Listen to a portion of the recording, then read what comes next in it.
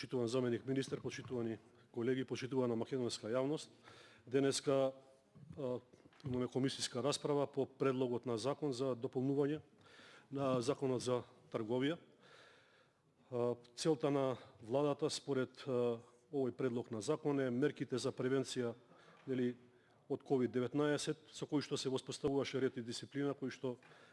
беа донесени со уредба на владата, сега да бидат преточени во едно законско решение, имајќи предвид дека е истечена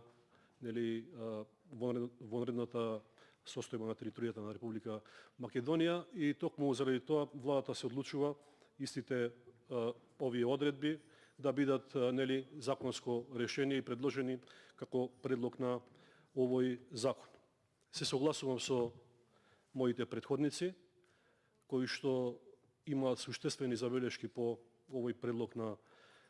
закон и можеби она што на почетокот би сакал да го потенцирам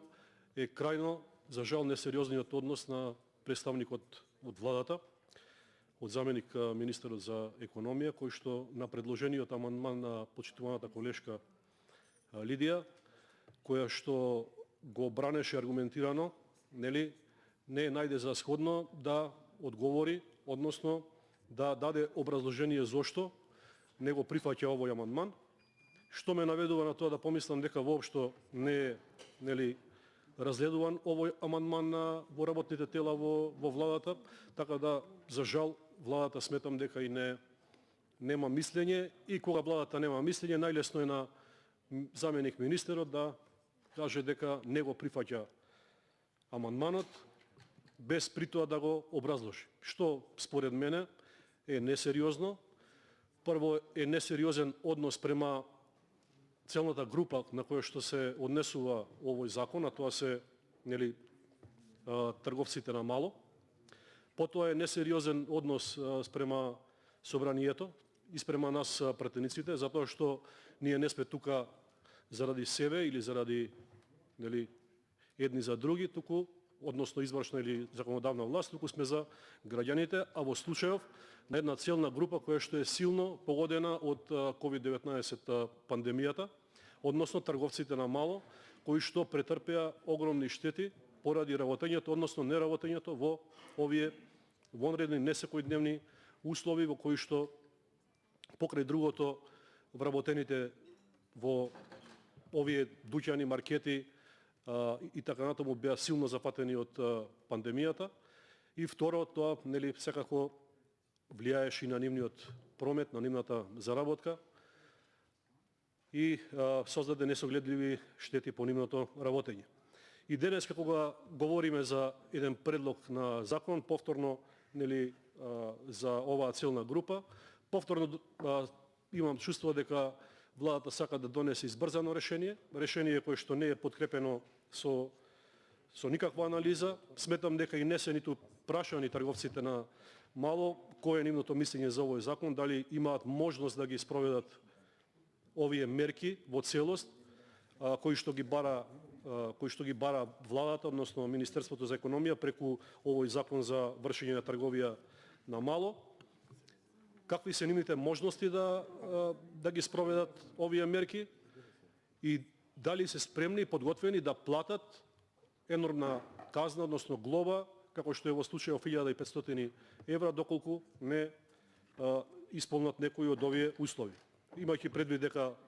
отежната е работата, односно работењето на трговците на мало, сметам дека се работи за енормно, повторно високи казни кои што би требало да ги платат трговците на мало, доколку не го почитуваат овој закон. Накратко околу законот, значи како што кажа и претходниците, се бара да се постави ред и дисциплина при влез и во внатрешноста на објектите во кои се врши трговија на мало. Трговија на мало, широка дефиниција, иако не доаѓам од областа на финансиите и на економијата, сите имаме базично познавање од трговијата на мало и тука опфаќаат трговски друштва со најмал капацитет, од трговец поединец па понатаму многу поголеми стопански субјекти кои што работат нели зависно на помала квадратура или на поголема квадратура, па се до најголемите супермаркети, молови и така натаму, така да сметам дека е несериозно во еден, не знам, малски дуќан или семкарница или не знам, дуќан со помал капацитет да се воведува ред и дисциплина, кога нели нема таква потреба, а можеби би се донел во ризик нели сопственикот на тоа трговско друштво да плати казна. Сметам дека амандманот на колешката Лидија беше во ред и беше образложен и токму нашата цел беше да се направат измени во овој закон со цел тој закон да стане поприфатлив, за да можат трговците на мало да го спроведат без при тоа да имаат поголеми последици по нивното работење и не дај Боже да бидат казнети заради некоја банална работа која што е наведена во овој предлог на закон. Така да сметам дека и се надевам во текот на работата на оваа комисија дека представникот на извршната власт ќе не удостои со образложение зошто не е прифатен амандманот, како на сите би ни било јасно, а можеби би било подобро и овој закон да се повлече, па одново да